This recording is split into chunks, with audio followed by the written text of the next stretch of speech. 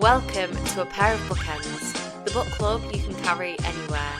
I'm your host, Hannah MacDonald, and I'll be bookending the conversation with some of the most exciting voices from the bookish world. On today's episode, I'm thrilled to be joined by a returning guest of the pod, Imogen Crimp, to discuss her new novel, Give Me Everything You've Got, which is out now, and you can buy yourself a copy via the link in the show notes. Imogen came on the podcast back in 2023 for our debut Spotlight series, but if you haven't listened to that episode, I will tell you a bit about Imogen. Imogen Crimp is a London-based writer. She studied English at Cambridge, followed by an MA in Contemporary Literature at UCL, where she specialised in female modernist writers. After university, Imogen briefly studied singing at London Conservatoire.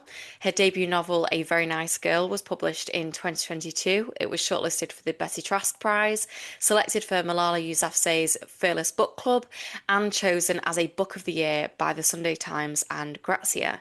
Her second novel, Give Me Everything You've Got, has been described as the Book of the Summer by Harper's Bazaar, and I am inclined to agree. Here to discuss it with us, welcome back, Imogen, to A Pair of Bookends. Thank you. Thanks for that intro, and thanks very much for having me. I am so excited to have you back on, and I have absolutely loved reading this book. I feel like it's been the perfect book for the heat wave. So yeah, I've timed the publication quite well. I think with this insane heat wave, it's quite serendipitous. Oh, 100%. Before we dive into you and your book, I do like to start by asking what you're reading at the moment. So could you tell us? Yeah, so at the moment, I'm reading a book by Seiichi Matsumoto, who's a Japanese crime writer. He was writing from the 1950s to 1980s, but I think his work has only recently been translated into English. And I'm reading a book called A Quiet Place, which is about a civil servant who lives this kind of very quiet, ordered life. And then his wife unexpectedly dies, and he starts kind of investigating the last few days of her life and begins to discover that maybe his life wasn't quite as quiet and uneventful as he thinks. And not to give anything away, I'm kind of nearly finished, but it takes a very unexpected direction. So there's a kind of a twist about halfway through it, which I was not expecting at all. But I read quite a few of his books, and he writes some kind of more police procedural type books. But this is, one that's kind of an audience and doing their own investigating. It's really great. I really recommend his books. That sounds so good. I'm really eager to read more Japanese literature this year because I'm going to Japan for the first time in October. So I definitely want to get to some of the books that I've not got to yet. Yeah. So, yeah. Seiichi Matsumoto is he's a real classic Japanese writer. I think the Sunday Times called him Japan's Agatha Christie, but he also just writes really brilliantly about these kind of concrete details of everyday life in post-war Japan. So it's really great for learning about Japanese society as well. That sounds so good. Yeah, I'm gonna add that to my list. So thank you. I would love to dive into your book, but I really wanted to ask firstly, because I know that every writer has sort of different experiences in terms of the second novel, and it's quite a daunting piece of work. So I wonder what the experience was like for you. Hellish. I found writing second novel very, very difficult.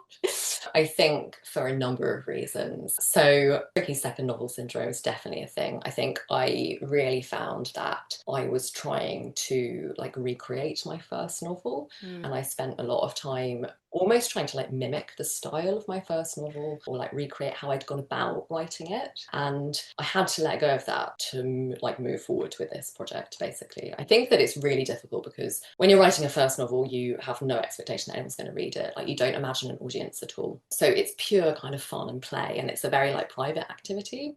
Whereas I found writing a second novel, I couldn't stop thinking about what the reception of it was going to be like. And I think that I timed it, the timing of it was quite bad in a way, because I started writing this book in earnest at exactly the time that my first book came out, which meant that I was absorbing all the things that people were saying about the first book while trying to get this one off the ground. And I found I was really kind of self-censoring and just trying to write something that I thought people would like, or that I thought people expected from me. So that was really tough, and I actually ended up writing a full draft of this book that I scrapped. I think that it was a very different process to the first book, because my first book was based on another book, whereas this is not based on anything. So whereas with my first book I had a very clear sense of plot right from the beginning, with this book I tried loads of iterations of the plot, and as I say, wrote this version of it that had a plot that is pretty different to where it's ended up, and had a whole extra character as well. So really it was very, yeah, a much more kind of exploratory process, I think, than the first book. I also unfortunately had long COVID the whole time I was writing this book. Oh my gosh. Which I think has like,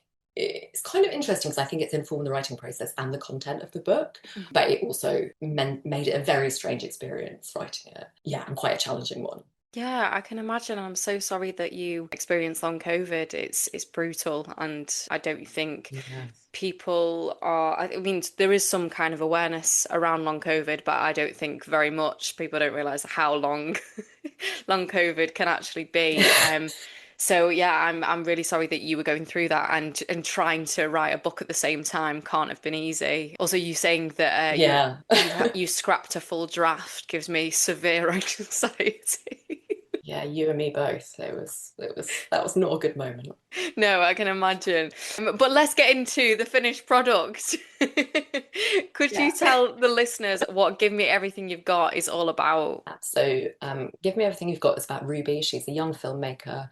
She's 30, and she has spent her 20s kind of scraping by, trying to become successful in the film world. She's just had a little bit of success. So she's had a short film that's won a prize, and she's got a little bit of attention. She has been given some money by a producer to work on a feature, and she's also caught the attention of Ellen, who is a feminist film director and Ruby's idol. So she's this older, very kind of successful, powerful woman who Ruby's always looked up to.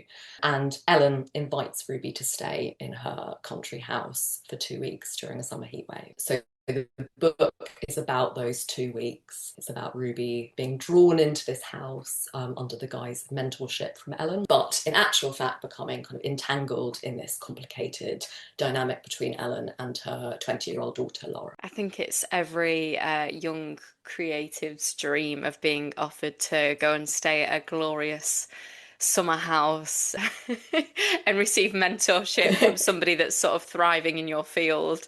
But that's not quite Yeah. how it pans out, is it? No. Um, No, it turns out to be not quite the opportunity Ruby had in mind. No, not quite. But I want to start, I think, first of all, by asking about the jobs of your characters, because obviously in your debut, you were exploring the world of opera, and for your new novel, we are obviously exploring the world of filmmaking and screenwriting. And I know that opera and singing is a world that you're familiar with, but I wondered what the draw was this time in terms of, yeah, the world of filmmaking and screenwriting. Yeah, it's interesting that I've ended up writing these two novels, both of which have characters who work in the arts in different ways. In a way, that was kind of accidental, in that I didn't set out to write two like artistic novels, as it were. And actually, like the original idea for this novel, Ruby wasn't a filmmaker. That was something that came in later. Ellen's character was also came in later. I think, I mean, so in general terms, like I think I'm drawn towards the world of arts and artists, because I think firstly I really want to write female characters who have like burning ambitions. Like that's really important to me, that my characters have drive, that they want something in their lives that isn't just a romantic relationship. And I think that the arts, which are like, you know, like careers that like really require complete determination, discipline, you know, giving everything to them. So I guess that's why I'm drawn towards characters who want to pursue those careers, because those characters are kind of by necessity characters that are really ambitious. I think that I'm also really interested in kind of female autonomy, female voices, and, you know, characters who are learning to express themselves and find themselves. And female artists obviously do that in their work, so that's quite a like neat way of exploring that. But I think film specifically, I think works a bit differently in this novel to how singing works in A Very Nice Girl. In A Very Nice Girl, she's trained to be an opera singer, and I very much saw her voice there as kind of being symbolic of like a young person finding themselves, learning to express themselves, like finding their autonomy, their agency. And not to give too much away, but in that book, Anna starts to run into difficulties with singing as she gets drawn into a relationship with an older man who begins to kind of make her see herself differently and lose her confidence. Whereas in this book, I was drawn to filmmaking. So both of the characters, so Ruby and Ellen, the older woman, are like auteurs. They are filmmakers who both write and direct. And one of the major themes in this book is about sort of perspective and storytelling. So I was really interested in exploring like different generational perspectives.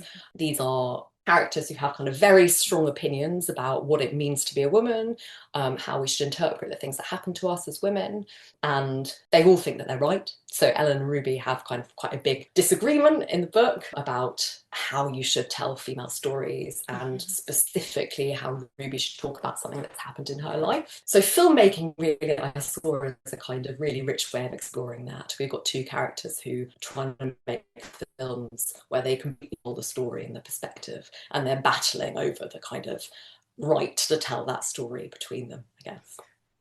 I really loved exploring this world with them, and I think you did it so well. And I really want to ask about Ruby. She is the sort of the voice of this book, and she's a filmmaker that is early on in her career, but she's I think she's 30, is she? Is that right? Yeah.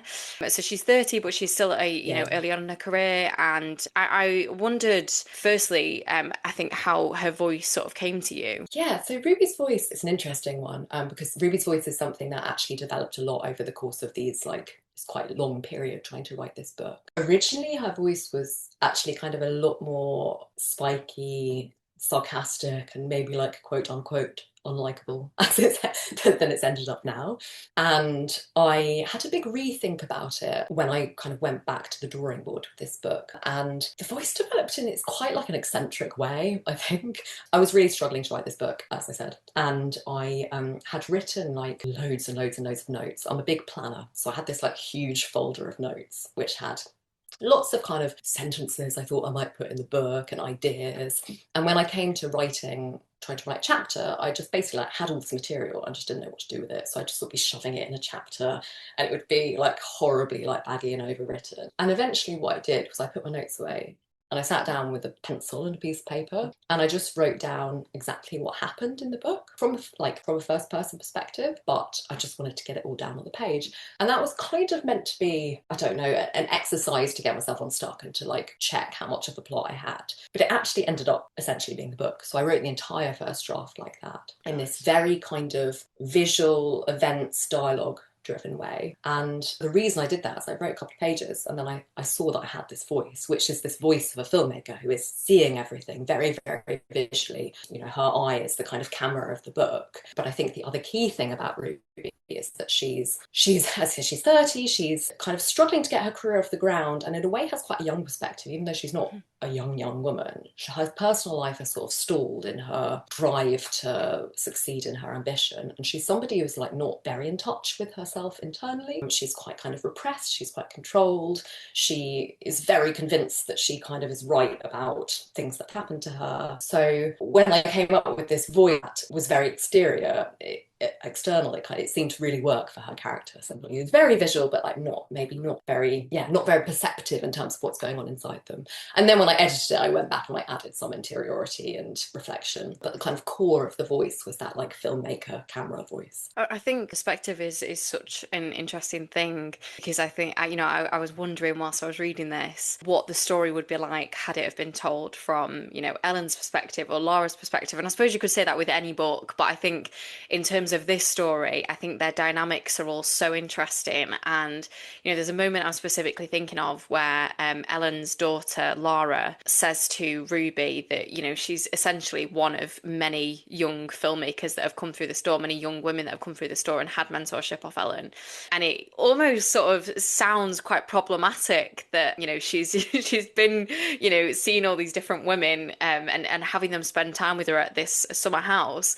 And I wondered if that was just because we were looking at it through the lens of Ruby's perspective, and whether if it had been told from Ellen's perspective or from, I don't know, somebody else, whether we would actually see it in that way. I don't know, did you feel that Ellen was a problematic character? Yeah, that's a really interesting question. I mean, I totally think that the reason that seems problematic is because we're fully inhabiting Ruby's perspective. And I think what I was really trying to do with this book is I wanted at the beginning of the book us to fully inhabit Ruby's perspective. So us to see her going into this house, this kind of slightly creepy dynamic with Ellen and Laura, Ruby as this sort of innocent, in Gothic tradition, like being drawn into this sort of menacing house where she's one of young women who's being kind of chuffed and spat out by these two women. And then gradually, as the book goes on, I kind of wanted us to start challenging Ruby's perspective and starting to think potentially it's more complicated than that. You know, the conviction that Ruby has that she's right is not necessarily true. And yeah, in that I was really interested just in exploring that idea of like generational differences in perspective, and just the tendency that I think we have today, you know, both in literature but also like in society generally, to like want moral certainty, that we kind of want there to be one perspective that is right. And I think that often leads to kind of whitewashing of women, where we're like female characters sort of have to end up being morally good. You know, by the end of the book, we have to know who's in the right and who's not. Whereas with my book, I kind of wanted to do the opposite. I wanted us to start thinking we did know who was in the right, and then by the end to have that kind of completely broken open. And yeah, I think having just that one perspective is really key to that, because it introduces that idea of unreliability and ambiguity. I actually did experiment with the idea of the three sections of this novel being from the three different voices. Oh, interesting. So the first was Ruby, the middle was Lara, and the last one was Ellen. But that felt to me, I mean, I think that could have been an interesting novel. I could still see that could have worked, but that felt to me too much like a book that was going to like attempt to get at the like truth of the situation, whereas I wanted it to be left open. Yeah, I do enjoy books that are ambiguous in this way, where it is, you know, you are left wondering like who is actually in the right here. Yeah. But I want to ask, I think, about Ruby's mum. Her mum left her family when she was young, which is obviously quite a rare occurrence, I would say. And she observes at one point that people are weirder about the fact that her mum left than they are about her potentially being dead. And I wondered how you feel her mum leaving has actually impacted her. Yeah, I think that Ruby, she's the character who is on a quest for like belonging, I think, and meaning. So I think that she is somebody who has struggled to kind of build meaningful and lasting relationships with people. And I think that is a hangover from her mom leaving. So she has this sense of kind of impermanence, or of, yeah, maybe not fully trusting people or giving herself to people. And she channels all of her kind of energy and drive into pursuing her career. And I think that the way that I saw it was that, I mean, Ellen is kind of a pseudo mother figure in a way. So when she's drawn into the house, she sees Ellen and her relationship with Laura, and that's something that, even though she doesn't, you know, too explicitly acknowledge this, that is the relationship that she's never had, and a relationship that she's jealous of. So I think what's going on with Ruby in the house, it's both this thing of mentorship, but it's also that she is being presented with a kind of, an alternative version of what a life might be like, with this close relationship between mother and daughter. And that's something that she is kind of intensely longs for, even though she might not acknowledge it or realize it. So I think that's one of the reasons why she's particularly vulnerable in this situation. I think it's so interesting, isn't it? Because whilst she's observing Ellen and Laura's relationship, I mean, Ellen and Laura do seem really close and almost like in cahoots at certain points. You know, they really have their own sort of language between themselves, but then there's also a real distance with them. I think it's so interesting to see the sort of the change that goes on in their dynamic constantly. It's constantly shifting. You know, they either have this closeness or they have this complete distance. I don't know if that makes any sense. No, it totally does. So the kind of, I mean, it's sort of the inspiration for like both Ruby and her mom, and also Ellen and Laura, was Dorris Lessing, who is like one of my absolute favourite writers. And she basically left her children when she was, I can't remember how old she was, but you know, the children were fairly young, and she left them with her then ex-husband. And I've always found this, in order to kind of, because she wanted to leave the marriage, and she sort of left to pursue writing as a career, basically. And I've always found her such a fascinating figure, because whenever anyone mentions her leaving her children, they talk about her abandoning them. And I've always just thought, you'd never say that about a man, would you? You know, it's like that idea of it's such an emotive way of talking about it. Yeah, so I've always found that choice that she made so interesting in the way that people talk about it. Dorris Lessing also later on basically took in this woman, Jenny Diski, who's also a writer, who later wrote about her relationship with Lessing. Jenny Diski was just a girl in the class of one of Dorris Lessing's children, and she had to leave home, and Dorris Lessing kind of, generously let her come and live with her for a time. But and then Jenny Diski later on wrote this book about the relationship between them, and it's so fascinating because she has this relationship where Lessing treats her completely like an adult, even though she's a teenager, and she's drawn into all of these kind of literary circles, and she has this kind of opportunities of moving in this like quite rarefied world, but Dorris Lessing obviously just can't see her emotionally or respond to kind of her emotional needs. And there's this wonderful story that she tells of when she one day feels really awkward about being in the house, and she asks Dorris Lessing if she likes her and if she's happy that she's there. And Dorris Lessing apparently just stormed out of the house, wouldn't answer the question. Yeah. And the next day, Jenny just found on the kitchen table that she'd written her a letter, and the letter said, "I can't believe you asked me that. I've never felt so emotional in my life." And this was such a fascinating moment, just this idea of that, that you can be so generous to somebody and include them so much and, give them so much, but fail to kind of meet their emotional needs or acknowledge them or understand that they're a child, basically. So that was the sort of kernel of that relationship between Ellen and Lara. The artist who has this wonderful relationship with her child, and they're really, really close. And, Lara's like a sort of, seems much, much older than she actually is. But as the book goes on, we kind of gradually see that under the surface, Ellen has failed in a number of ways as a parent. I didn't know any of that about Dorris Lessing, so I'm eager to read more now. I don't know how I've not come across this before. Yeah, it's this book. I would recommend the book that Jay just. I think it's called Ingratitude, and yeah, it's really interesting. Oh, I will absolutely be snapping that up. Thank you. I do want to dive a bit more into Ellen and Ruby's dynamic because obviously, as we've made clear, Ellen is the very successful filmmaker. She's older, and of course, Ruby has gone to stay with her under the sort of idea that it's going to be a mentorship sort of thing. And then slowly, Ellen starts to ask things of Ruby that wouldn't necessarily come under the umbrella of mentorship. And I think it makes for a really compelling sort of power play between them. I wondered if you could tell us a bit about the sort of imbalance in that dynamic and what Ellen is kind of asking of Ruby. Yeah, so yeah, in terms of the imbalance, I mean, Ellen is obviously this incredibly successful woman who Ruby is always idolized. And I think those relationships are so interesting in the arts because, Ellen is somebody who has a lot of power. She's somebody who Ruby looks up to so much. And that's such an easy relationship to kind of exploit or take advantage of. And such an easy thing as well for Ellen to kind of, casually make or break Ruby's future. She has all the power in this relationship. And I think one thing I was really interested in there was the fact that they're two women, and very often we see this relationship where the kind of person in the position of power is a man. Yeah, whereas obviously they're both women. So I thought that was quite rich ground for exploring that dynamic from a slightly different angle.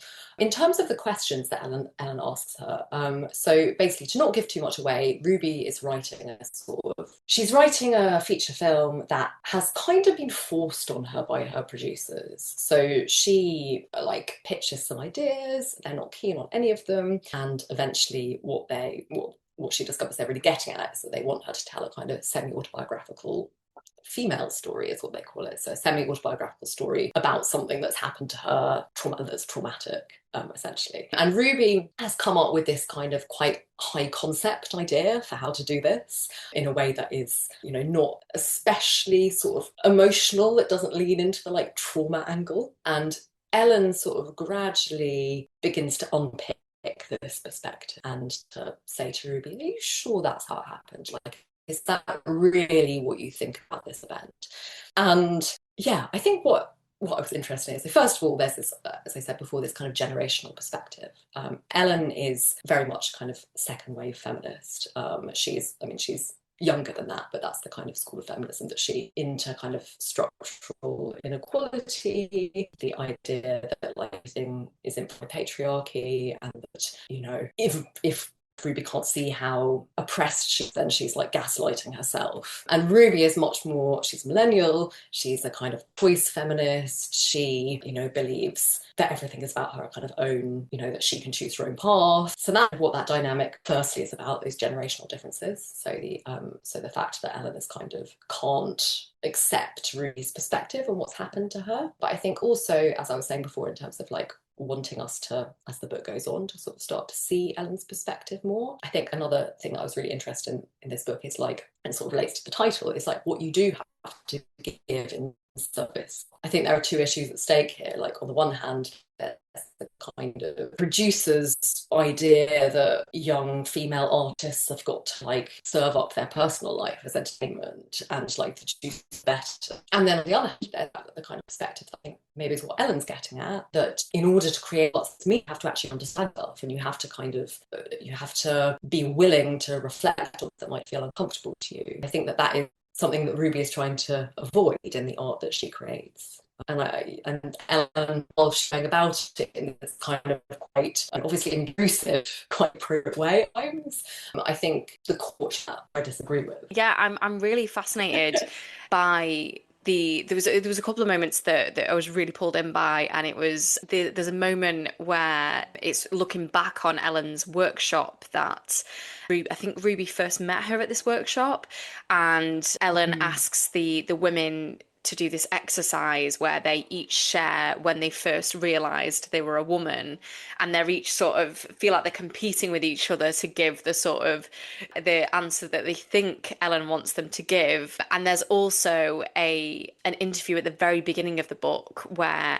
Ruby is being interviewed, and she's asked by the interviewer sort of what parts of her film are based on Ruby's real life. And it really got me thinking about the sort of the differences, the drastic differences in what is expected of women in the arts in order to sort of give of themselves versus what is expected of men to give of themselves.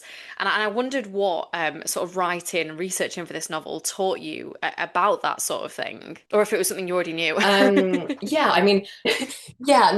So that kind of idea for that came to me really around the time that my first book came out. A Very Nice Girl is set in the opera world, and I went to conservatoire, studied singing, and I found it really interesting and totally unexpected how interested people were and how autobiographical it was.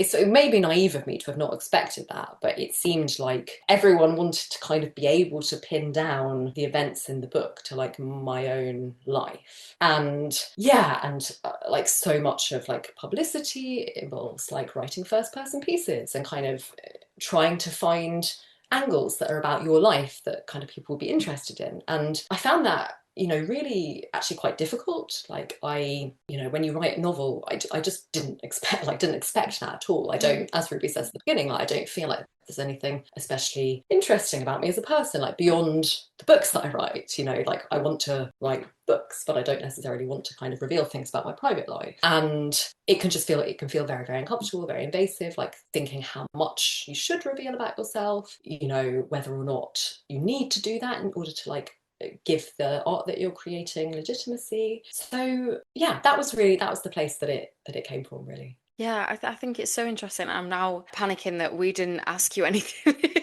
when we interviewed I don't think you did.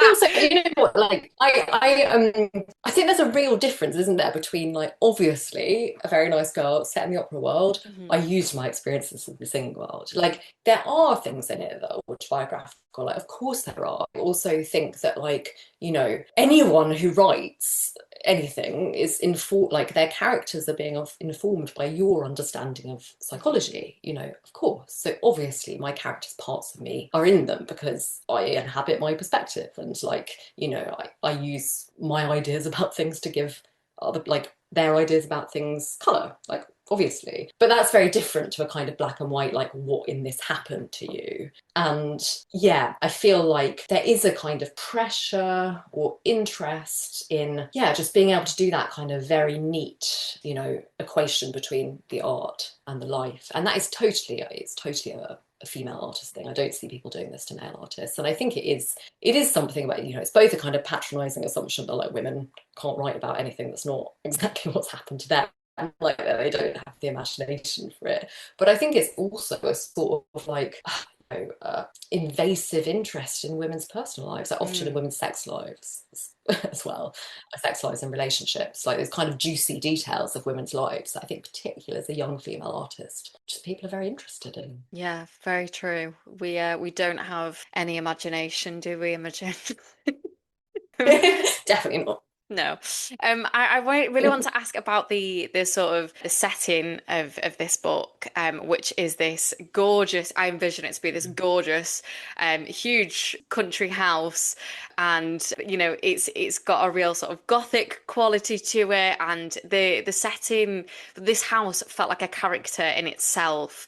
And I really want to talk about that a little bit more because there's a moment that I'm thinking of where they didn't even realize that it was an option to kind of leave the house. Well, Ruby didn't think it was an option to leave the house.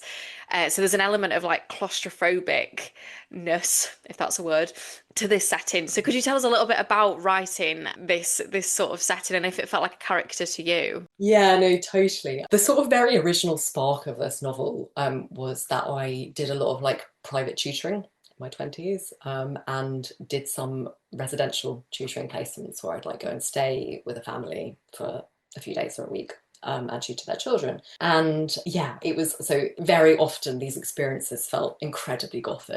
You'd turn up to this sort of incredible house and then be sucked into this family, and you wouldn't know where the nearest village was. You wouldn't be able to leave. And yeah, it's just a very, very interesting position to occupy in someone's house where you're kind of partly staff, or you are staff, but you're also sort of treated as a guest and a member of the family. So I really, yeah, the idea for the novel came because I wanted to explore that sort of precarious position that you occupy in a house as a tutor. I came up with the idea over lockdown, and over lockdown I was kind of rereading some Gothic novels like Jane Eyre, Turn of the Screw, and I think I was drawn to them because the lockdown experience felt kind of so inherently Gothic. Mm. And I came up with the idea then to do a kind of rewrite of that like classic Gothic governess trope. So having the sort of private tutor enter this big house and be drawn into this kind of messed up family dynamic. So the house was always a kind of really, really key part in my thinking about the novel. And yeah, I mean, it developed as I was writing it. I think like absolutely I wanted the house to feel like a character in itself, and it to be a house, in the classic Gothic tradition that has kind of hidden secrets, hidden passageways, a house that kind of reflects what's going on for the protagonist as she's sort of unraveling. The house gets kind of more frightening and more confining.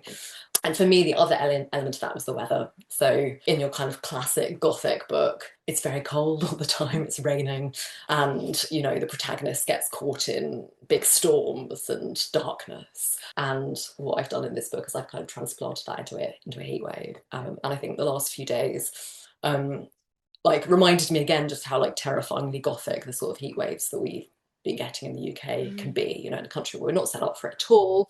When it gets to the sort of mid-30s, it's like actually frightening. Yeah. And yeah, so having that kind of intense oppressive heat was also, yeah, a really important part of the setting. And I think that is much more Gothic feeling to me now in the 21st century than the kind of cold of the like classic Victorian Gothic texts. Yeah, I think the heat really is oppressive, and you write in this incredibly visceral way. I could feel it, and I'm almost glad that I had finished it before we got into the sort of mid-30s this week, because I don't know if I could have coped with such an immersive reading experience. But I think it has a real sort of the atmosphere in this book. It has a quite nightmarish quality to it, and there's a couple of reviews that I've seen online that says it's almost horror in certain aspects of this book. And I wondered how you felt about that in terms of building that atmosphere. Yeah, the horror thing is interesting. I mean, I always set out for it to be like Gothic in Mm. feeling, and then I think just yeah, as the subsequent drafts developed, I sort of played with seeing how far I could push that. I think for me, the horror element, I mean, like in so many Gothic books, it's kind of both real but also not. You know, there's a question mark over kind of how real the horror elements are, you know, whether it's actually this sort of frightening, almost like, you know, supernatural house, or whether what we're seeing is a kind of reflection of what's going on in Ruby's head. And you know, that's a kind of line that I enjoyed playing with in the book, this idea that actually maybe this is just somebody who's going quite mad in this like intense house, these intense relationships, this intense heat, is kind of cracking her open, making her realize things about herself, and that's being reflected in the kind of in the introduction of horror, or what she perceives as horror in the house. I really want to ask about that sort of comes under this horror feel is the final section of the book, which is the party. And I absolutely love any sort of scene where there's so much potential for everything to go wrong and for it to be in full view of so many people. I think it's such rich ground for stories and for drama. And as soon as I read that heading, I was like, great, I'm already excited. But I think, you know, there is a real nightmare quality to people just turning up unexpectedly. That is my idea of a nightmare. But I would love for you to tell us a little bit about that final section, and what it sort of meant to you. I mean, so the final section of the book, it was all like, in my head, was always going to be that Ellen shows up with a whole load of people. And I think the reason why that really appealed to me was just the kind of structure of the book. At the beginning, we've got the three characters, and then that kind of narrows. We end up with just two characters in the house together, and they're led down this kind of increasingly horror influenced path until we end somewhere like kind of really dark and claustrophobic. And then just structurally, the final section for me was almost like the curtains lifting, and suddenly there being us being in this, like, you know, like a play or a film, being a completely different setting, completely different tone. So I just really liked this idea of there being, you know, this kind of wild party going on where no one in the house has any idea what's been going on while they're not there, and we're inhabiting the head of Ruby, who kind of is still, you know, reeling from the events of the house, but kind of has to keep it together. I just thought that was a really kind of interesting challenge for her, like it sort of allowed me to just sort of test, like, I suppose, like test her in a different setting, like have her kind of have to find a way of keeping it together, I guess. But also just tonally, it's like a sort of complete reset for the book. I also wanted to have that opportunity for as you say, for everything to come out publicly. I think it's such a kind of great opportunity when you have an audience and suddenly characters. I mean, I think that this kind of also happens to Ruby earlier on in the book, but with Ellen and Lara. But so often when we have an audience, we like feel free to say things that we wouldn't say if it was just us and the other person, because it kind of gives us this sense of like safety or protection, or we pretend we're joking. And that's something that happens with Ellen and Lara quite a lot at the beginning of the book. You know, they use Ruby as a way of kind of saying things to each other that they wouldn't necessarily say, or kind of like airing grievances in front of her. But at the end, this happens publicly with everyone at the party. And not to give too much away, but there's a little party game at the end which gives all of the characters the perfect opportunity to be able to kind of say their piece publicly. I felt complete anxiety the second the idea of that game got introduced. I was like, please no. It's a nightmare, isn't it? I don't think you'd be able to 100%. I would be like, guys, I need to leave. Just had a phone call, I've got to go. Later in the book, Ruby returns to a script that she's been working on, and she's thinking about the fact that she wants her character to do one thing, and then they're doing something completely different, and she thinks, I didn't tell you to do that, which really made me laugh. And I'm curious if there's anything that these characters did that went off script for you. I mean, yes. A lot of the book, probably. I think that it's really interesting, and I think this is probably what happened with my first draft that I got rid of. So often when you write, you have this very strong idea of plot and make your characters do the thing that you've decided that they're going to do. And I often found, like, you often find when writing, you get to a certain point, you try and make the character do that thing, and it falls completely flat. And for me, that is where, like, my kind of over planning is a problem, and that, like, putting my notes aside, just writing with pencil, writing by hand, like, gives me the opportunity to sort of be more playful and see what direction my characters kind of want to go in. I think for me, like, I'm struggling to think of any like particular moment in the book where that happens, because I think like if I'm writing well, then that is the sort of spirit that I'm writing the Mm. whole book in. Like I said, I have these kind of sort of rough beats that I want to hit and a shape, but within scenes, I think you've got to just go where your characters want to. And when a book is really working, I think that it's when you are able to like inhabit your character and know what they would and wouldn't do. And that's a really satisfying part of the editing process as well. When you go back over a draft and you see things very clearly, where you're like, my character wouldn't say that, or my character wouldn't do that. And that for me, that's when I know things are clicking into place, because I kind of am inhabiting that perspective fully enough to be able to see that. Yeah, absolutely. I did think partway through asking that question that that is also kind of unfair considering we're trying to stay in spoiler-free territory, that you can't really give much away of Yeah. what. I wondered if you would ever want to adapt this for screen. Yeah, I mean, I think like I can definitely. So when I was writing it, I saw it really, really filmically and visually, and I have a very clear idea of it. I'm not sure I would ever want to do a screenplay, just because I think that that's a totally different skill set that I'm not sure I have. Films were my biggest influence in writing this, rather than other novels. Yeah, I think that definitely comes through because it was a very like visual novel. I could see everything perfectly, and I felt like reading it, I was watching something.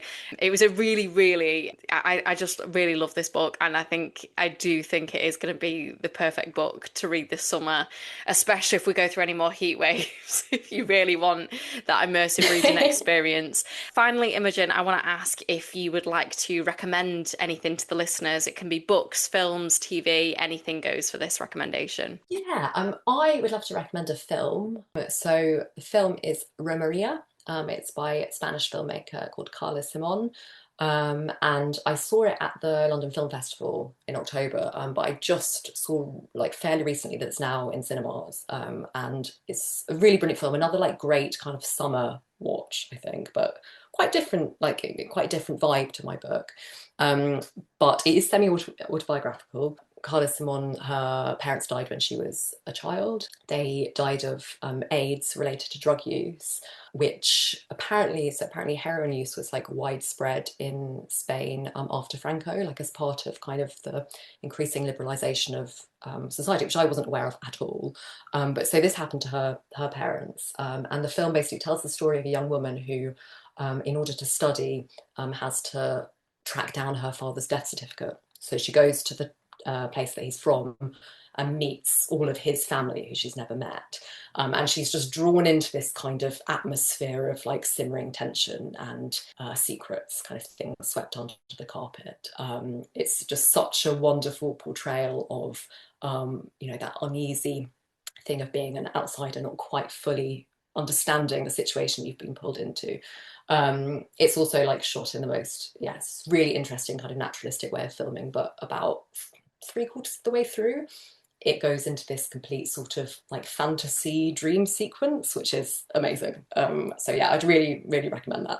That sounds so good. I really, really want to go and watch that now. I'm hoping that you said that it's now in cinemas, so I'm really hoping that I can find somewhere to watch it because I feel like that would be a good film for the big screen. So yeah, fingers crossed I can find that somewhere. Thank you, Imogen.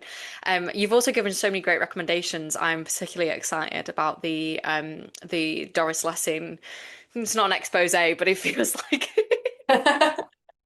so I'm really excited to read that.